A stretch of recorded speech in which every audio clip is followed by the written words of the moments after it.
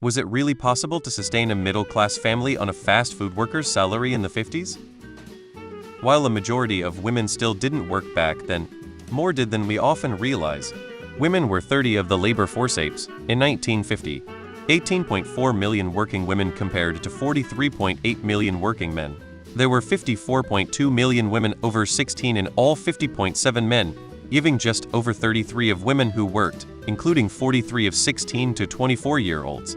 Older women who were better established worked less. Either way, I doubt that fast food workers were buying homes back then any more than they are today, unless they had GI benefits or something. The percentage of owner-occupied housing in 1950 was 68. In 2020, it was 68. I don't think so. Union blue-collar auto manufacturing jobs used to be definitely more wage compared to fast food. In 1950s, a good salary was 4K, 5K. I think minimum wage was 0.75 HR. Houses were cheap. Population was much lower too. I was born in 1962 and my dad was a cabinet maker, so highly skilled trade. Mom stayed home with me and my younger brother until I was 10, but here is what it took. 800 square foot house, 1 bathroom, dad grew all our vegetables in summer and mom and dad canned them. My brother and I got new clothes, but all mom's clothes were either home sewn or from the thrift store. I remember getting a takeout pizza once in my whole childhood. No car most of those years, we took the bus or walked. No takeout coffee, no date nights for mom and dad. I remember, again only once, we had a babysitter, so they could go out to dinner with dad's boss, who was paying for it.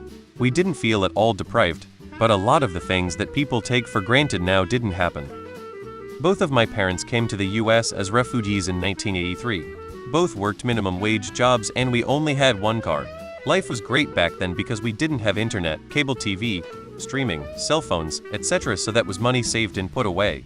We all pretty much had the same Sunday routine. We all went to the Asian market, dad had coffee and cigarettes, mom would buy groceries, and the kids each were given 3 quarters to play video games. When we were done, we ran around the mall and played with other kids. Mom sat there, wasn't any going out except to the park.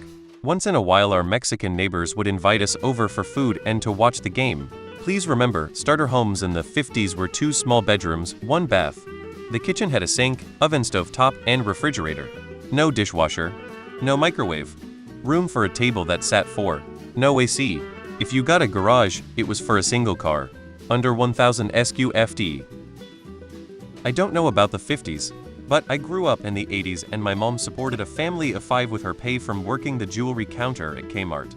Things were tight, but we had food on the table and a roof over our heads. No, not really. Those jobs were pretty much for HS kids, some college-aged kids, but high turnover was part of the business. No. When people say that wages were higher and housing cheaper, they are ignoring or are ignorant of 3 crucial factors. 1. The US was basically the only industrialized nation left intact after World War II.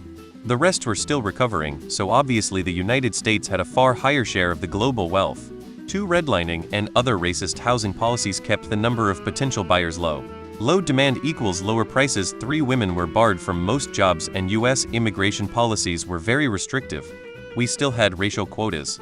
Low supply of labor equals higher wages. I'm pretty sure no one really wants to go back to that time again. No, it wasn't. It never has been, except for maybe a manager or GM.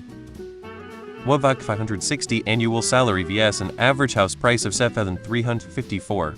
That price is 4.7x the annual minimum wage of a single person, which is around the maximum recommended household income to house price ratio.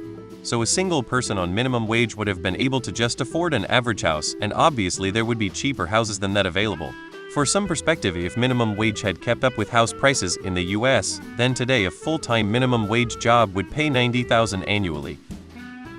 In the 1950s, my parents and 4 older brothers lived without electricity or indoor plumbing.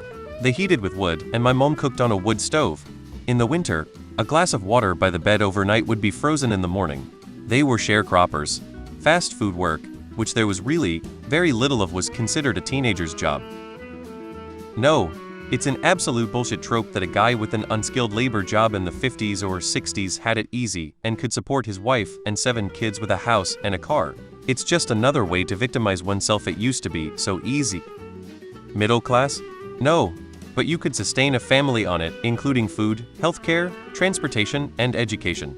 It's also worth noting that the current average age of fast food employees is 26.5 years old. It's not mostly teens and college kids.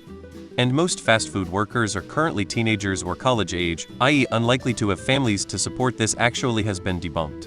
In fact, fast food either are more likely to have children and families to support on a single income. Fast food wasn't much of a thing in 50s, they were mostly restaurants and diners. Part-time fast food jobs weren't, until recent years, expected to be career-type positions that justified a living wage for one person, let alone supporting a family. Not saying that was right or wrong, it just was. Starter jobs, high school kids, older folks staying busy, etc. not the end goal. Also, fast food places wanted to hire teenagers cause it's cheaper and they want to demand more pay. McDonald's hasn't changed its pay structure.